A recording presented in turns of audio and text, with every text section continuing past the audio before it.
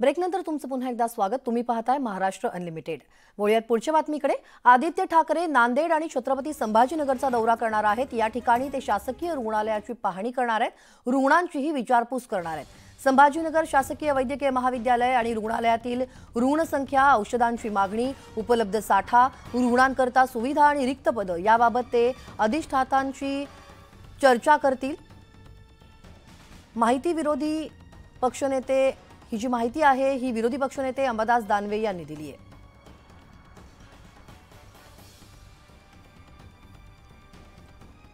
तेव्हा आदित्य ठाकरेंचा आज नांदेड दौरा आहे। शासकीय रुग्णालयाची ते पाहणी करणार आहेत। रुग्णांना सुविधा आणि रिक्त पदांबाबत ते डीनशी चर्चा करणार आहेत। या सगळ्याचा आढावा ते घेणार आहेत। आदित्य ठाकरे आज नांदेड आणि छत्रपती संभाजीनगरचा दौरा करणार आहेत। या ठिकाणी ते शासकीय रुग्णालयाची पाहणी करतील, रुग्णांची विचारपूस देखील करणार आहेत। संभाजीनगर शासकीय वैद्यकीय महाविद्यालय आणि रुग्णालयातील रुग्णसंख्या यांची ते पाहणी करणार आहेत। वळूयात पुढच्या बातमीकडे आणि ही एक ब्रेकिंग बातमी आहे। शिवसेना कुणाची ठरवण्यासाठी पुरावे सादर करा। विधिमंडळ सचिवांनी मागच्या आठवड्यात दिलेली नोटीस शिंदे आणि ठाकरेंना उत्तरासाठी 8 दिवसांची मुदत देण्यात आलेली आहे। शिवसेना कुणाची ठरवण्यासाठी पुरावे सादर करा अशी नोटीस विधिमंडळ सचिवांनी मागच्या आठवड्यात दिलेली होती। शिंदे आणि ठाकरेंना उत्तरासाठी 8 दिवसांची मुदत आता शिल्लक आहे। दोन्ही बाजूंना आपलं वर्चस्व सिद्ध करण्याची संधी देण्यात आली आहे। आताची ही महत्त्वाची बातमी आता आपण पाहतोय। याविषयी अधिक माहिती घेऊयात आमचे प्रतिनिधी तुषार उपनवर यांच्याकडून। तुषार, काय सविस्तर तपशील?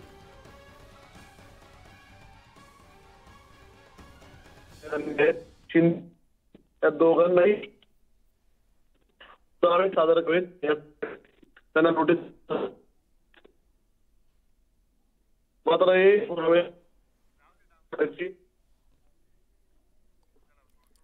काही तांत्रिक अडचणींमुळे तुषार यांच्याशी संपर्क होऊ शकत नाहीये। तेव्हा शिवसेना कुणाची हे ठरवण्यासाठी पुरावे सादर करा असं विधिमंडळ सचिवांनी मागच्या आठवड्यात नोटीस दिलेली होती आणि शिंदे आणि ठाकरेंना उत्तरासाठी आता 8 दिवसांची मुदत शिल्लक आहे।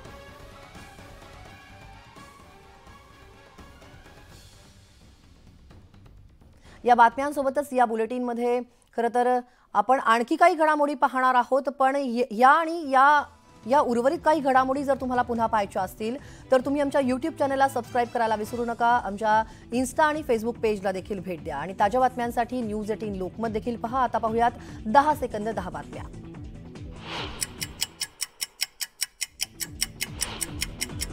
अभिनेता शाहरुख खानला Y+ सुरक्षा देण्यात आली आहे। पठाण सिनेमा दरम्यान मिळालेल्या धमक्यांच्या पार्श्वभूमीवर महाराष्ट्र सरकारनं त्याच्या सुरक्षेत वाढ केली आहे। काँग्रेस नेते असलम शेख यांना गोल्डी बरारच्या नावे 2 दिवसात गोळी मारण्याची धमकी देण्यात आली आहे। धमकी देणाऱ्याचा पोलिसांकडून शोध घेतला जातोय।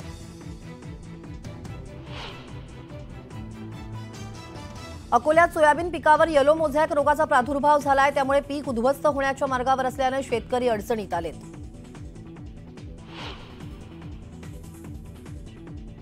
धाराशिवमध्ये पावसानं वक्रदृष्टी दाखवल्यानं त्याचा थेट फटका सोयाबीनला बसतोय। गेल्या 4 वर्षांपासून सोयाबीनचा भाव 5,000च्या पुढे जाऊ न शकल्यानं सोयाबीन उत्पादक शेतकरी आर्थिक संकटात आहेत।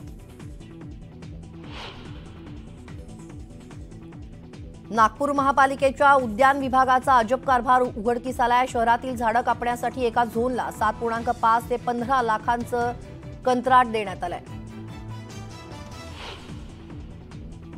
परभणीत भाजपकडून निवडणुकांच्या मोर्चेबांधणीला सुरुवात झाली आहे। भाजपच्या व्यापारी आघाडीचा मेळावा संपन्न झाला। या मेळाव्याला लोणीकर पितापुत्र हजर होते। बुलढाणा जिल्ह्यात डेंग्यूनं थैमान घातलंय। देऊळगाव राजा तालुक्यातील गिरोली बुजुर्ग इथल्या 2 लहान मुलांचा डेंग्यूमुळे मृत्यू झालाय।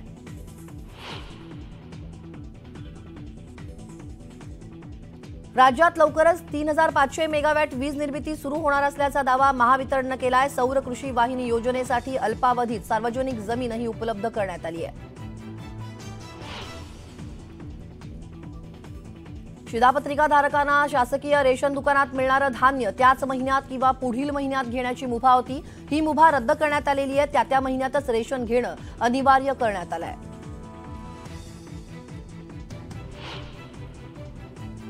आणि करवीर निवासिनी अंबाबाई देवीचा नवरात्र उत्सव मोठ्या भक्तिभावाने साजरा होत असतो. याच पार्श्वभूमीवर अंबाबाई मंदिर परिसरात स्वच्छता मोहीम राबवली जाते.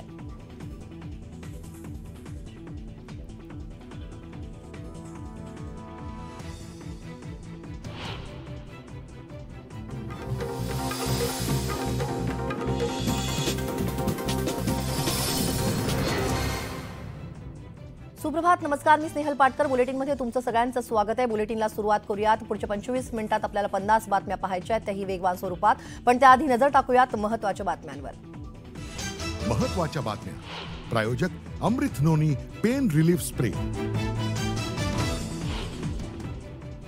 इस्रायल पॅलेस्टाईन युद्धाचा शेअर बाजारावर परिणाम. आठवड्याच्या सुरुवातीला बाजार उघडताच सेन्सेक्स 500 अंकांनी घसरला.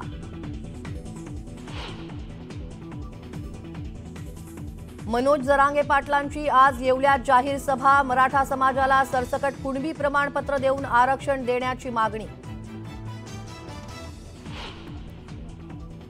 लोकसभा निवडणुकीसाठी ठाकरे गटाकडून रायगडमधून मीच उमेदवार असेल, अनंत गीतेंचा दावा.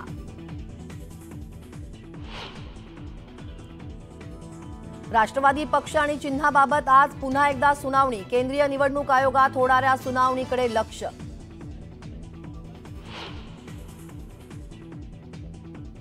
मनसे पदाधिकाऱ्यांची शिवतीर्थवर बैठक. आगामी निवडणुकांसंदर्भात रणनीतीवर चर्चा. तर राज ठाकरे पत्रकार परिषद घेणार.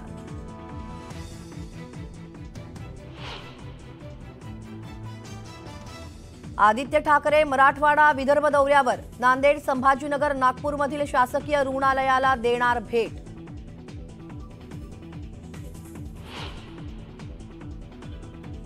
मुंबई विद्यापीठाच्या सिनेट निवडणूक स्थगिती विरोधातील याचिकेवर आज सुनावणी. मुंबई हायकोर्टात होणाऱ्या सुनावणीकडे लक्ष.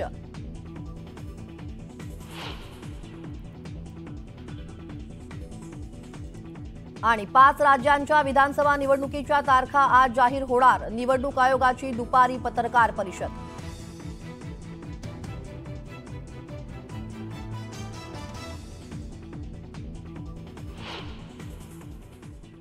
बातमीपत्राला सुरुवात करूयात आणि पुढच्या 25 मिनिटात घेऊयात 50 बातम्यांचा वेगवान आढावा. हमासच्या हल्ल्यानंतर इस्रायल आणि पॅलेस्टाईन यांच्यात सुरू झालेल्या युद्धाचा परिणाम शेअर बाजारावरती होतोय. आठवड्याच्या सुरुवातीला बाजार उघडताच सेन्सेक्स 500 अंकांनी घसरलाय. त्यामुळे गुंतवणूकदारांचं मोठं नुकसान झालंय. इस्रायल आणि पॅलेस्टाईनमधील संघर्ष अधिक तीव्र झालाय. या संघर्षात आतापर्यंत 1100 जणांचा मृत्यू झाल्याची माहिती इस्रायली लष्कराच्या प्रवक्त्यांनी दिली आहे. हमासनं सुमारे 100हून अधिक इस्रायली नागरिकांना ओलीस ठेवलंय. इस्रायलच्या इतिहासातील हा सर्वात रक्तरंजित हल्ला मानला जातोय. या संघर्षात 300हून अधिक पॅलेस्टाईनींचाही मृत्यू झालाय. अभिनेता शाहरुख खानला पठाण सिनेमादरम्यान मिळालेल्या धमक्यांच्या पार्श्वभूमीवर महाराष्ट्र सरकारनं त्याच्या सुरक्षेत वाढ केली आहे. शाहरुख खानला सरकारनं वाय+ स्क्वॉड सुरक्षा देऊ केली आहे. शाहरुख खानला याआधी 2 पोलीस हवालदारांची सुरक्षा पुरवण्यात आली होती. शाहरुखच्या घरावर 24 तास पहारा असणार आहे. काँग्रेस नेते असलम शेख यांना धमकी देण्यात आली आहे. गोल्डी ब्राच्या नावे शेख यांना 2 दिवसात गोळी मारण्याची धमकी मिळाली आहे. धमकी देणाऱ्याचा पोलिसांकडून शोध घेतला जातोय.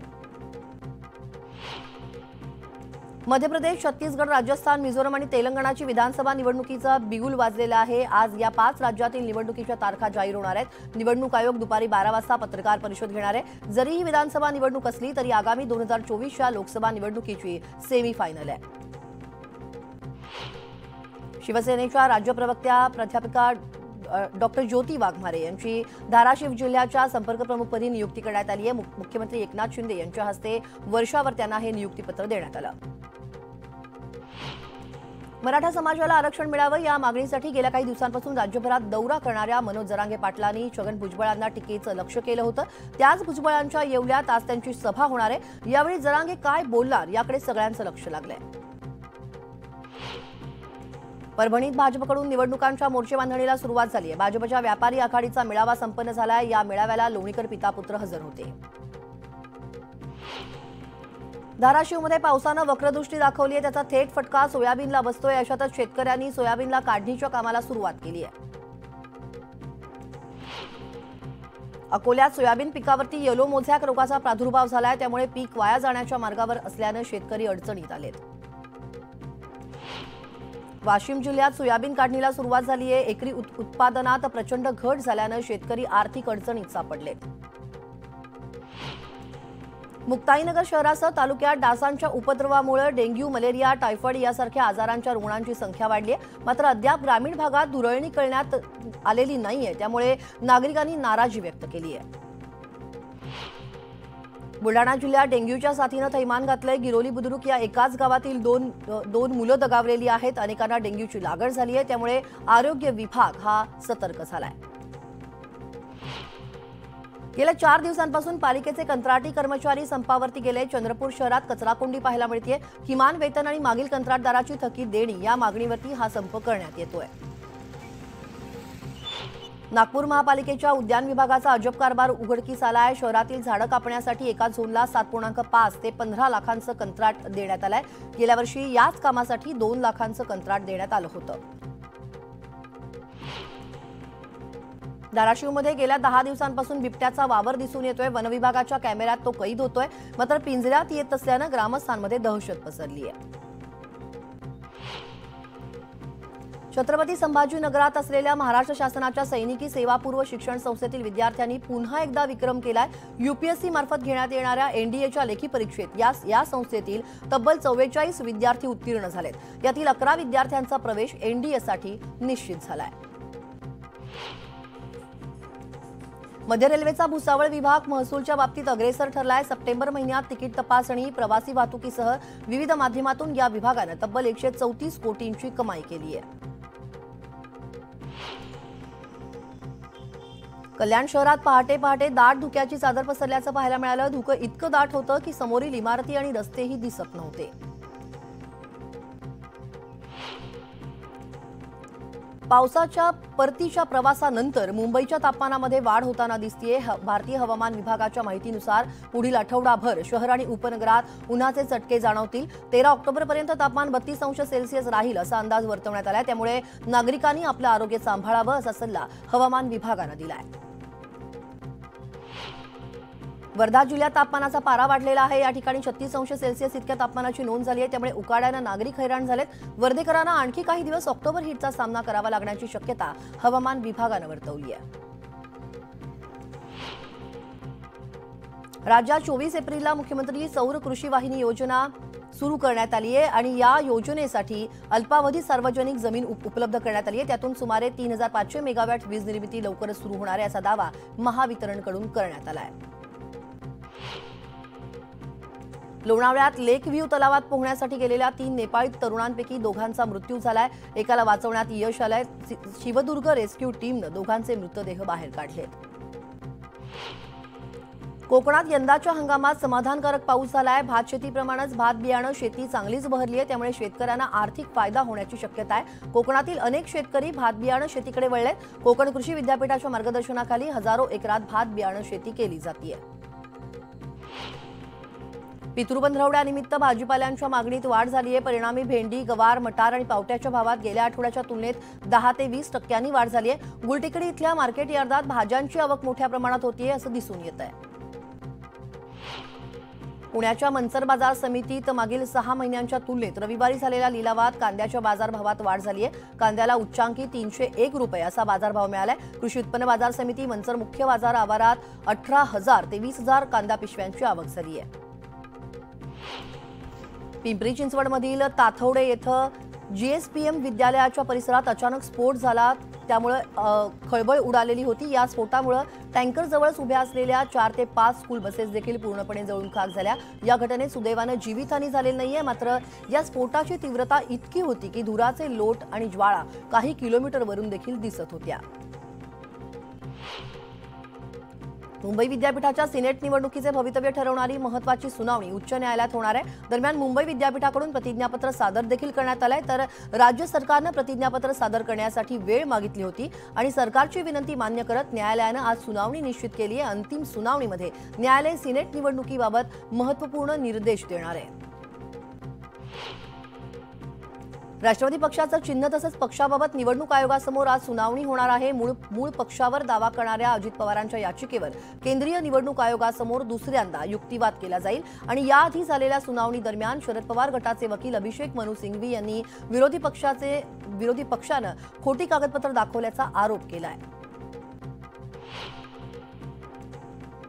राष्ट्रवादी काँग्रेस पक्षाच्या 9 आमदारांच्या अपात्रतेसंदर्भात शरद पवार गटाने दाखल केलेल्या याचिकेवरती सुप्रीम कोर्टात सुनावणी होणार आहे। विधानसभा अध्यक्ष राहुल नार्वेकर यांच्याकडे शरद पवार गटानं महायुती सरकारमध्ये मंत्री झालेल्या 9 आमदारांना अपात्र ठरवण्याची मागणी अर्जाद्वारे केली आहे।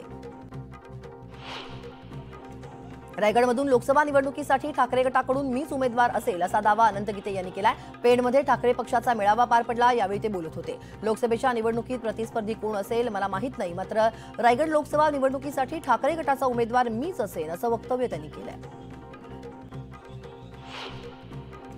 शरद पवार गटाच्या महिला प्रदेशाध्यक्षा रोहिणी खडसे यांनी मुक्ताईनगर विधानसभा निवडणूक लढवण्याबाबत संकेत दिलेत। निवडणूक लढवण्यासाठी 4 वर्षांपासून मुक्ताईनगर विधानसभा मतदारसंघात काम केल्याचं रोहिणी खडसेंनी सांगितलं। आदित्य ठाकरे नांदेड आणि छत्रपती संभाजीनगरचा दौरा करणार आहेत। या ठिकाणी ते शासकीय रुग्णालयाची पाहणी करणार आहेत, रुग्णांची विचारपूस करणार आहेत। संभाजीनगर शासकीय वैद्यकीय महाविद्यालय आणि रुग्णालयातील रुग्ण संख्या, औषधांची मागणी, उपलब्ध साठा आणि रुग्णांकरता सुविधा आणि रिक्त पदं याबाबत ते अधिष्ठातांशी चर्चा करणार असल्याची माहिती विरोधी पक्षनेते अंबादास दानवे यांनी दिली आहे। माढाचे खासदार रणजितसिंह निंबाळकरांनी शरद पवार आणि सुप्रिया सुळेंना आपल्या विरोधात निवडणूक लढवण्याचं आवाहन दिलंय। ते विरोधात लढले तर किमान त्यांना माढा मतदारसंघातील विकास कामं दिसतील असाही टोला त्यांनी लगावला।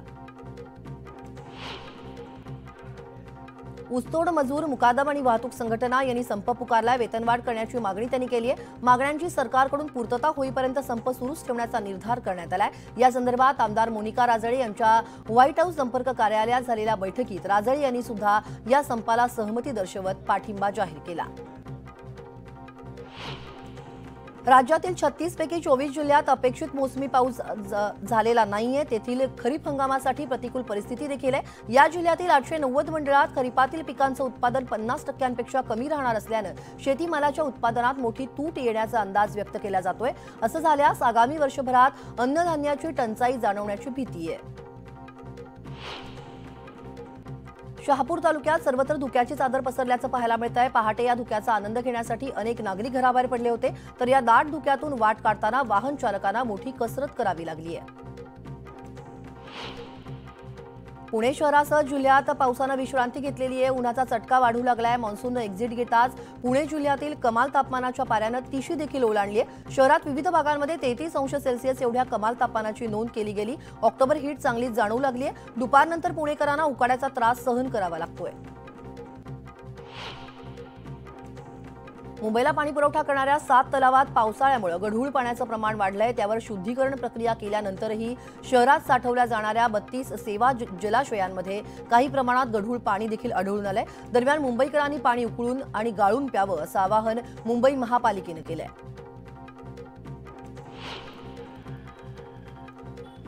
कल्याण पूर्व भागात मंगळवारी पाणीपुरवठा बंद राहणार आहे। जलशुद्धीकरण केंद्राच्या मुख्य जलवाहिन्या तसंच वितरण जलवाहिनीच्या देखभाल दुरुस्तीचं काम हाती घेण्यात आलंय। त्यामुळे मंगळवारी सकाळी 9 ते सायंकाळी 6 वाजेपर्यंत पाणीपुरवठा बंद राहणार आहे। नागरिकांनी सहकार्य करण्याचं आवाहन कल्याण डोंबिवली महापालिका प्रशासनानं केलंय। मुंबई मेट्रो रेल कॉर्पोरेशननं रात्री भुयारी मेट्रो 3ची यशस्वी चाचणी पूर्ण केली आहे। विद्यानगरी, MIDC आणि पुन्हा सिप्स दरम्यान भुयारी मेट्रो धावली आहे। तब्बल 17 किलोमीटरची धाव गाडीनं यशस्वीरित्या पूर्ण केल्यानं MMRCLनं समाधान व्यक्त केलंय। गोरेगाव पश्चिमेतील उन्नतनगर येथील जय भवानी इमारतीत लागलेल्या भीषण आगीची चौकशी करण्यासाठी मुंबई महापालिकेच्या अतिरिक्त आयुक्तांच्या अध्यक्षतेखाली 8 जणांची समिती स्थापन करण्यात आली आहे। ही समिती आठवड्याभरात आपला अहवाल पालिका आयुक्तांना सादर करणार आहे। भुसावळ रेल्वे स्टेशनवरून बऱ्हाणपूर आणि खांडवाला जाण्यासाठी वाढीव 4 गाड्या सोडण्यात येणार आहेत। प्रवाशांची होणारी गर्दी आणि सुपरफास्ट गाड्यांना थांब्याची मागणी लक्षात घेता रेल्वे मंत्रालयाने हा निर्णय घेतलाय। भुसावळ विभागातील प्रवाशांना याचा लाभ होईल। ओला आणि उबर चालकांनी भाडं नाकारल्यास किंवा 20 मिनिटांपेक्षा जास्त विलंब झाल्यास त्याला 50 किंवा 75 रुपयांपर्यंत दंड लागणार आहे आणि ती रक्कम संबंधित प्रवाशाला मिळणार आहे। त्याबाबतचा धोरण मसुदा परिवहन विभागाने नेमलेल्या समितीने तयार केलाय। धोरण मसुदा समितीची उद्या बैठक होणार आहे आणि त्यामध्ये या मसुद्यावरती शिक्कामोर्तब होण्याची शक्यता आहे। भारतीय रेल्वेच्या विविध विभागांमध्ये ब्लॉक घेऊन पायाभूत विकास कामे करण्यात येत आहेत। कोकण रेल्वेवरती 2 वेगवेगळ्या ठिकाणी रेल्वे मार्ग आणि इतर पायाभूत सुविधांच्या देखभालीसाठी मेगा ब्लॉक घेण्यात येणार आहे। ब्लॉक काळात कोकण रेल्वेवरील 5 रेल्वे गाड्यांच्या वेळापत्रकात बदल करण्यात येणार आहे, त्यामुळे प्रवाशांना प्रवासासाठी अधिकचा वेळ लागणार आहे।